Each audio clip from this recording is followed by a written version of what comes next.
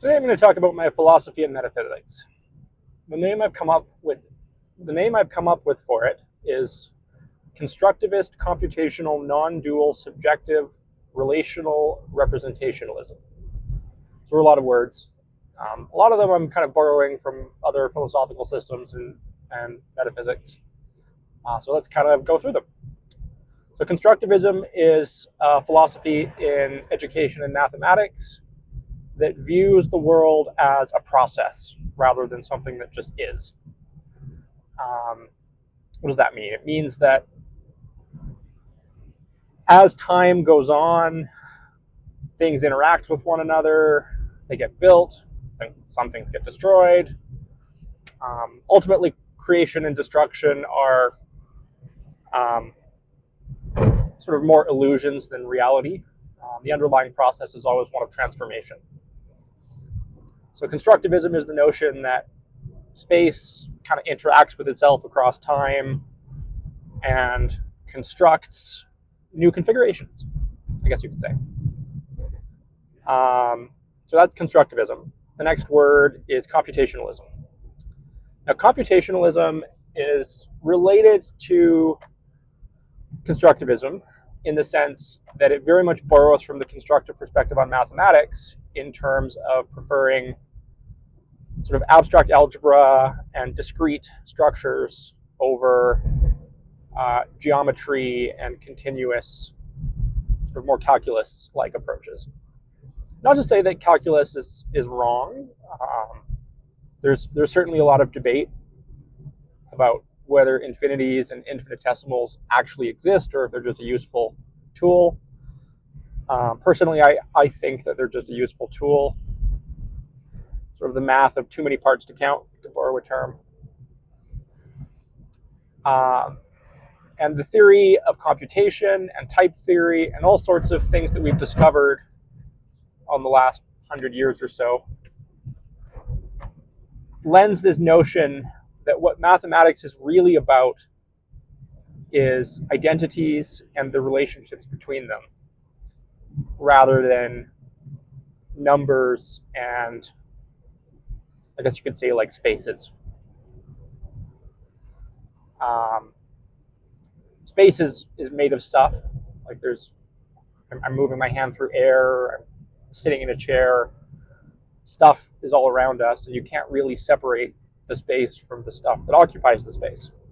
So in some sense, space is just the name we give to the too many parts to count of all of the many, many, many little identities that sort of structurally make it up. Okay, so that's constructivism, computationalism, non-dualism. Dualism versus non-dualism is really the question of what exists, I guess you could say.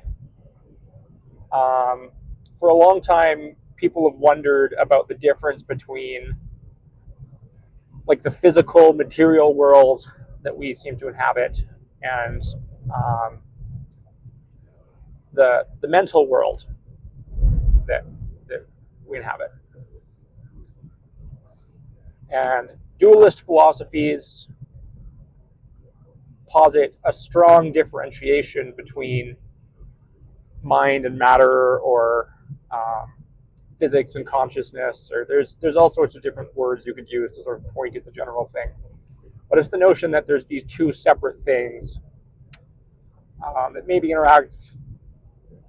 I mean, and at that point, that's where I lean more towards non-dualism, because the minute they interact, then the one thing exists and the other thing exists, but they're both part of a larger interacting whole. So that's non-dualism. Some people will say it's different from monism. I guess you could argue it depends on what you mean by these words. Like we all have experiences, we all hear things, we all understand things the way we understand things. And so language is very much, well, subjective, which interestingly enough is the next word. So we have constructive, computational, non-dual, subjective.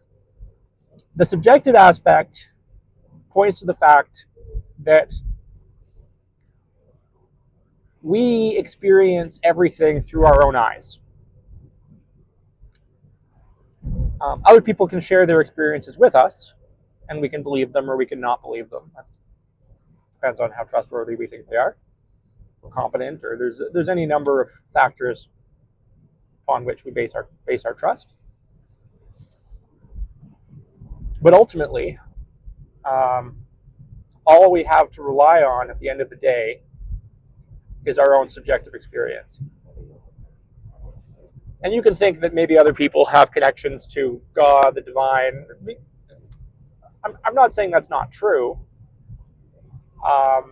Maybe I'm just asking what they mean when they use that language. So the subjective element just means that you can't really rely on anyone except yourself as far as ascertaining what you believe is true. Which brings us to relation. If there was nothing except ourselves, then there would be nothing to experience. We relate to everything around us, and through the relationships that we have with everyone and everything around us, we have subjective experiences that shape who we are and who we become.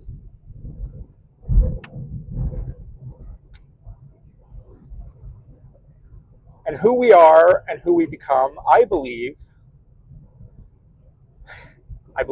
is a belief. It's a representation. A belief is a representation. When we use words, when we draw pictures, when we see things with our eyes, there's signals going through our optic nerves. It's all different kinds of representation.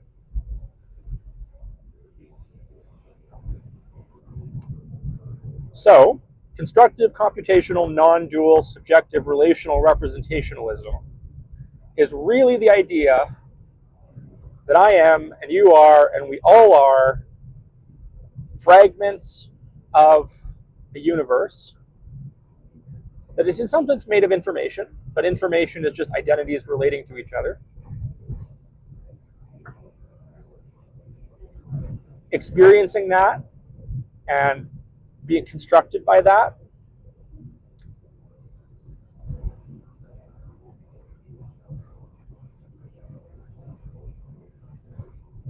and constructing it.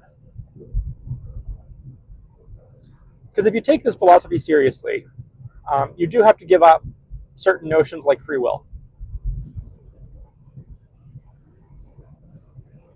Because freedom implies choice, the ability to do differently, if you would. I mean, people are going to define it differently. This is how I define it.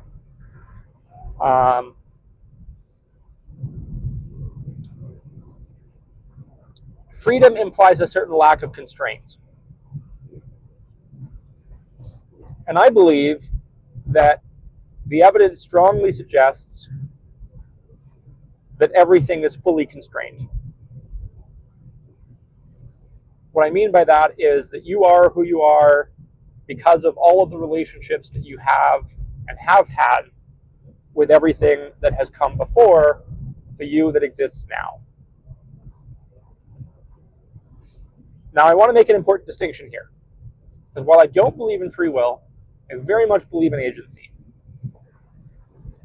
And the best way I can describe this is that you can think of reality as this great big web of events occurring across space and across time. And you are a cluster of events, cells exchanging chemicals and neurons firing and all sorts of biological stuff happening. You're a cluster of events in a particular region of space at a particular point in time.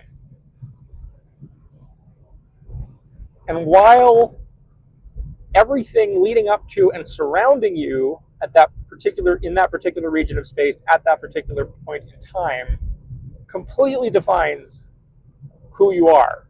It's inescapable. You are exactly who you are and you cannot be different. it does not mean that what you do now will not ripple out into the future. You have agency. Your choices matter. You are not the origin of the causal web, but you are an important node within it.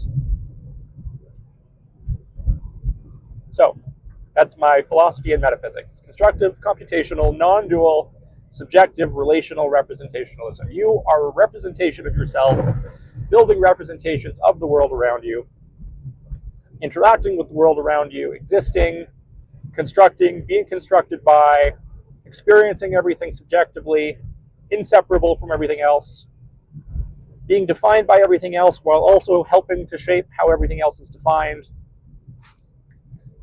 in this ongoing computation of life. Thanks for listening to me ramble. Enjoy the rest of your day.